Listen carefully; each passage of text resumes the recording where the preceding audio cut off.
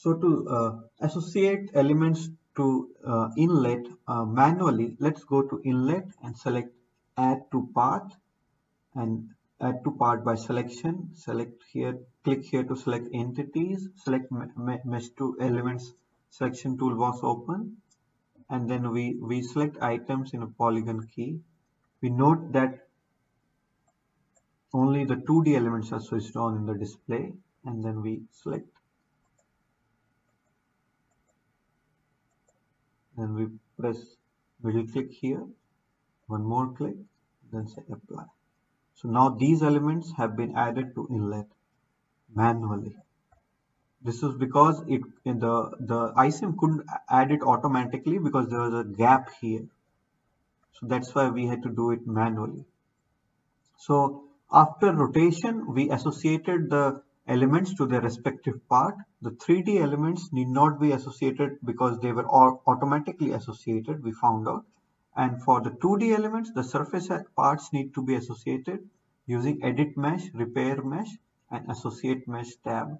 If any surface part misses out, we go here and we manually add by going add to part.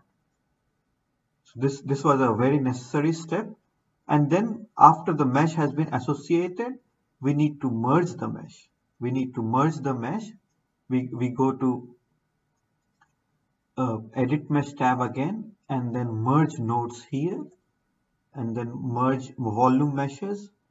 This part is clicked and then merge surface mesh part. So we will merge across a surface, the surface of symmetry, which we created in the initial part of this video lecture. The surface of symmetry which we created, that will come in handy right now. That will be critical right now to help the merging process.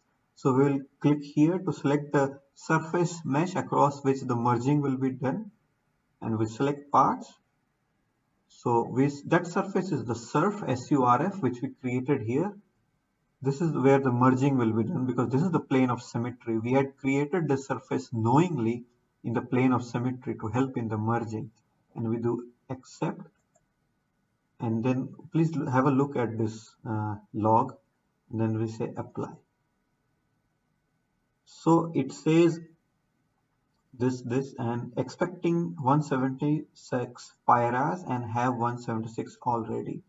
Pyras is the pyramid element, so it has created 176 pyramid elements, and we can see here in surf info, in mesh info, it contains 176 elements. So these 176 elements which surf contains are nothing but the basis of those 176 pyramid elements which were created. So now the mesh is ready. We use the copy mesh function by rotation, and then we associated the mesh elements to their parts. The solid elements need not be associated manually. They were associated by ICM itself. We just made sure. The surface elements had to be associated by going for repair mesh and associate mesh with geometry. That associated most of the surfaces. For one surface, we had to do it manually by going inlet and add to part. And then we merged at the plane of symmetry. So this is what we have done to create the mesh. Now we will, of course, output the mesh. We go to output tab, create the solver here, select the solver rather, and then apply, dismiss, and then we create boundary conditions. So these are the boundary conditions we create. Inlet I created already for you just to make it faster. Outer wall is of course wall. Outlet is of course brush.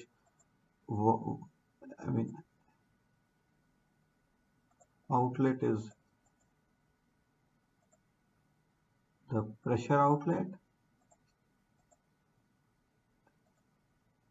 and surf is interior. Please make sure that the surf, which was the plane of symmetry, is an interior boundary. It's an interior zone because we need to. It's not an obstacle to the flow at any cost. It's just an interior plane. We just created it manually, artificially to help in the merging and the copying of the mesh, but it's not physically present in the geometry. So we labeled it as interior. and then this L was the wall boundary condition, and tray underscore R was also the wall boundary condition.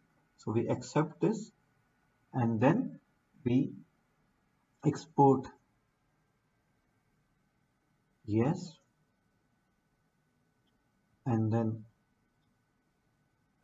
we select the mesh,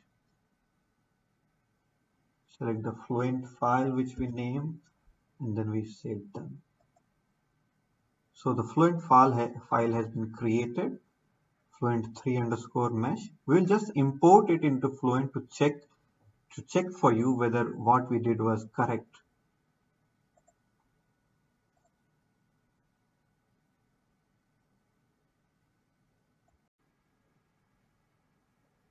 So we are here in Fluent now. We go to File, Read Mesh, and discard case, read new mesh, because a mesh had already been loaded. So we are discarding that, and we are continuing with new mesh, and we'll just go to the mesh which we just created, which is the Fluent3 MSH.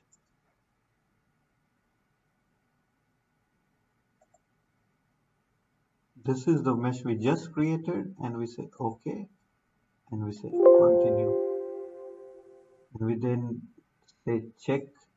So checking mesh is done, so no error reported, so that's a good news. And then we see that there are two cell zones, fluid and solid, which what we hope for. So that is again a good news. And then we can check, we can display the mesh.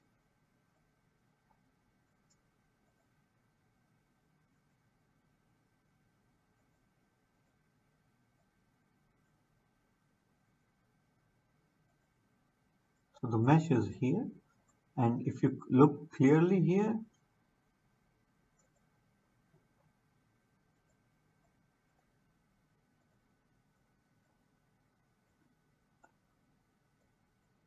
we have seen the pyramid elements we are seeing here in the interface region. These are the pyramid elements which was created because of merging.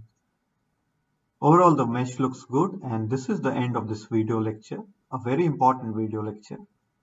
Thank you.